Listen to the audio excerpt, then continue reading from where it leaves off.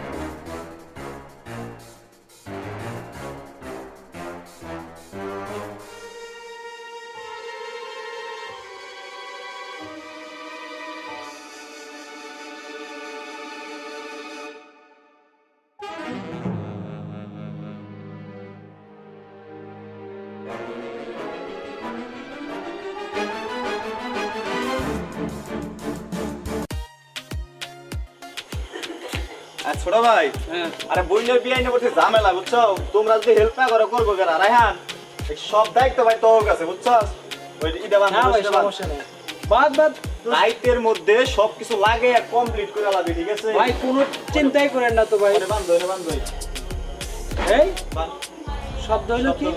গায়ে হলুদের জিনিসপাতি তো রয়েছে ভাই, না চোর কথা তো ঢুকলো ঠিক, ভাই? আর রুম সবকিছু তো ওই রুমে দেখতো, আইতো চোর চোর চোর চোর চোর চোর এই ভাই আইরে মর্দা চোর রে, এই না বুইরা লাগছে। বুইড়া আলা চোর রে। এই তো ভাই, আমার বুঝিন দেখতে আমার এত কিছু ধন সম্পত্তি নেই। না না ভাই, এমনি আইছি ভাই, এমনি। ভাই দাওয়াত দিছিলেন না, এর জন্য আসলাম। তোর মতো শেষ আছে আমি দাওয়াত এই যে আর মানুষ পাইলে এই যে শালা ধরে সেফ দিয়ে ডইলা দেব, খাইবি সারা জীবন ভিক্ষা কইরা।